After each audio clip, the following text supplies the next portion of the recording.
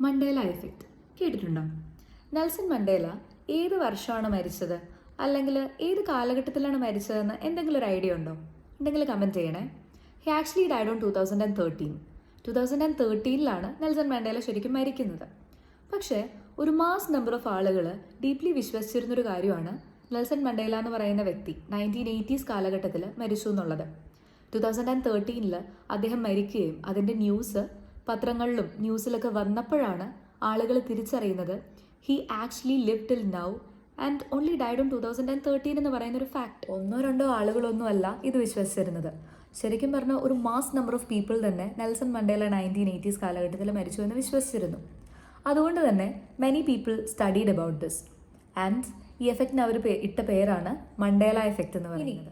സിമ്പിളായിട്ട് പറയുവാണെങ്കിൽ തെറ്റ് ചെയ്യാത്തവരായിട്ട് ആരുണ്ട് ഗോപു എന്ന് പറയുന്ന ആ ഒരു ഡയലോഗ്, അത് ആക്ച്വലി ഒരു മൂവിയിലും വന്നിട്ടുള്ളൊരു ഡയലോഗല്ല.